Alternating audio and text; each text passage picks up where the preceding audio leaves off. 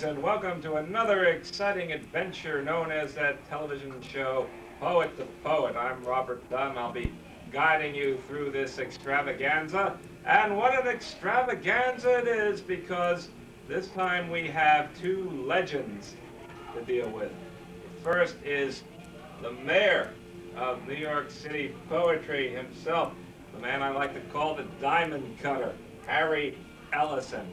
And if that's not enough for you, we have all the way from Springfield, Illinois, a true guiding light for the entire downstate Illinois region in Bob Bartell.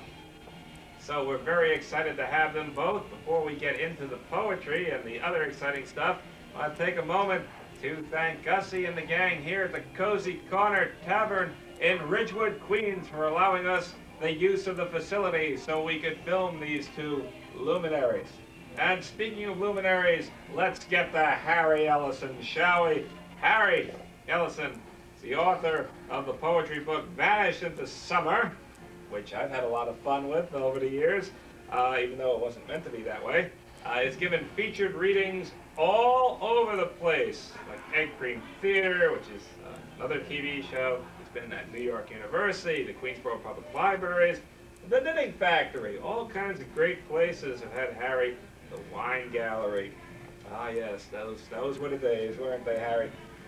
And you might remember a few of those days yourself, eh, Bob? Oh, yes, I do. Ah yes. Harry not only writes poetry, he also teaches it. He runs workshops. I can't tell you the number of people that Harry has helped with their poetry over the years. You may even be sitting next to one right now in your very own home. He is that good. Harry, welcome to Poet to Poet. Thank you very much. What got you started in poetry, Harry? Oh, well, it just seemed like a natural thing to me. When I was about 6 years old, or when I was 6 years old, I believe I wrote my first poem, and I haven't stopped. And you've been writing. We once did a roast for you a couple of years ago where we were celebrating more or less 50 years of your writing poetry, and I had to put the rest as base canard that you had only written 25 poems. I think you're up to 32 now, aren't you, Harry? Well, it is true that some of these poems take a number of years to write, maybe 10 years or more. And that is why I refer to Harry Ellison as a diamond cutter. He may not have written millions of poems the way some poets do, but the care he takes to find the exact word to express what he's thinking is comparable to how a diamond cutter slices a diamond, or a salami. We'll find out in a moment. Harry, I understand that you have an epic you'd like to share with us. Well, it's one of my favorite, and I just love to read it. Okay, let's get right into it. Okay, Vanished into Summer. Today the park is so still, I could hear a leaf vibrate and a caress that vanished into summer. Her name is Ethel. I always think of her when, as now, I sit alone in afternoon's humid blue womb. A feeling of dust covers me like a skin that I could believe in. A breeze intrudes, diffusing my musings into generations of familiar filaments, faces that have journeyed through a crowd of years, thread through the light between the trees. Perhaps later they'll lie on the lawns like spilled wines that had been grapes that were crushed without pressure, without sound. Like the drenched cloth daffodils in the tin window box, the women sit leaning together, unfolding memories as though they're unfolding bed sheets. They wander through their mental hoardings and explain and reject other lives, some of which were their own. The tin window box is becoming corroded. its sharp edges are penetrating the cloth daffodils. The hours go by. The moist afternoon bathes the women's foreheads, yet no one leaves. A ball bounces by, scattering the silence, as though the ball were bouncing across the keys of a piano, decaying on an abandoned porch. The two chess players are drawn together, yet apart, like tall trees in a windstorm. As the chess pieces take their places, the players seem to see a transformation of playthings into feelings. As the game unfolds, afternoon's light settles on the chessboard. The green goes out of the lawns. It becomes difficult for the players to make decisions. They squint as though their focus is slipping into a vacant square between the moves. But they continue to contemplate different combinations, different endings, as though they're questioning the progression of circumstances. They seem to have reached an intersection where they have chosen to continue the game. Suddenly I realized they're both losing.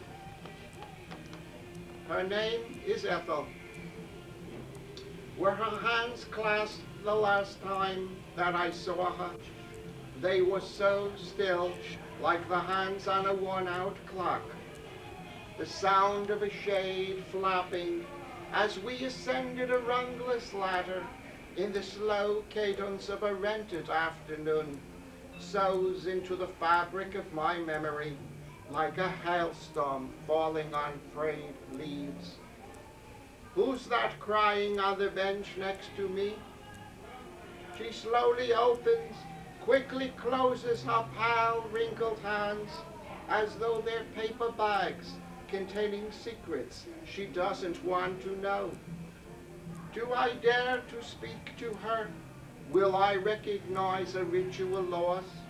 Will she recognize the name Ethel? Can I discuss these thoughts with her without tears sitting at the edge of my words' silences? I needn't hope to speak to her, nor that she'll speak to me. When I looked again, she was gone. The empty bench sticks out of the pavement like a thorn. I gather fragments of twilight as they intertwine with shadows on the lawns. The fragments seem to flutter like leaves, hesitating and then rearranging themselves in an uncertain breeze. They seem to echo my feelings with echoes of laughter that were echoes of smiles without real faces. A moment of recognition splinters and separates like a futile caress. I turn within and continue to gather fragments, as though I'm gathering leaves in an opaque bag. This evening, the park is so still. I hear a leaf fall and a caress that vanished into summer.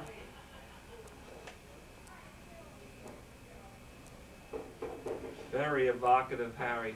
I could just hear those leaves fall. The leaves, by the way, were played by the pool table. I can't explain that one, but perhaps we can explain it some other time. Harry, what for you is the most, now you've imparted this knowledge, I know, to so many students, but for the television audience out there, what is, in your opinion, the most important facet of a poem?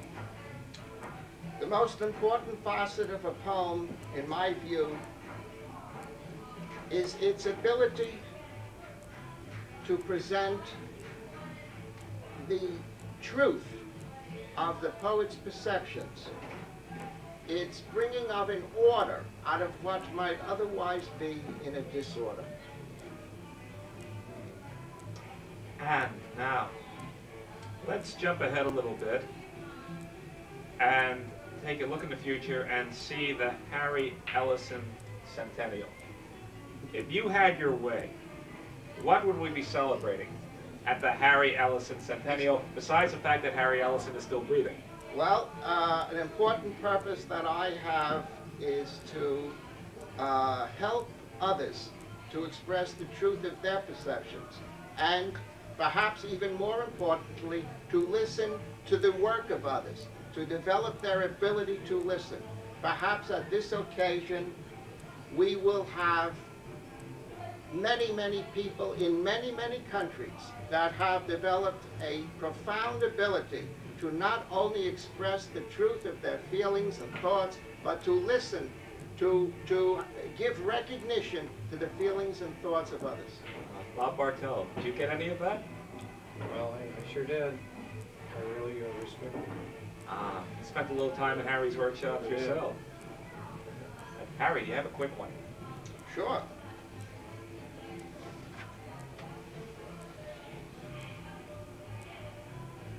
Perennial experience. Amusement palace, opalescent in your clientele's hungry conversation. Each time that your tinker toy menagerie spins, even amidst this visible boardwalk winter, it suggests that summer thick drizzle, snapping at a burning garbage can like tiny pink pebble hammers, when I first acknowledged that your carousel's brass ring had slipped too intimately close to be reached. Though this afternoon, as I wandered across the beach's doll-sized snow mountains, I felt like I were grasping that brass ring through a distraught cat's disarrayed silence as the cat tried to scratch away a sudden rainbow that was lying on the sand. With each of my steps, I strove to clarify that phantasma, but it became darker with each new opening that I impressed in the snow. In the snow. Harry Ellison, the mayor of New York City, poetry, the king of Coney Island. If I were to say everything that I could say about this man, it would take about 3 shows. So I'm going to let it go with that. And we'll be back in a moment with Robert Bartell of Springfield, Illinois. So stay with us.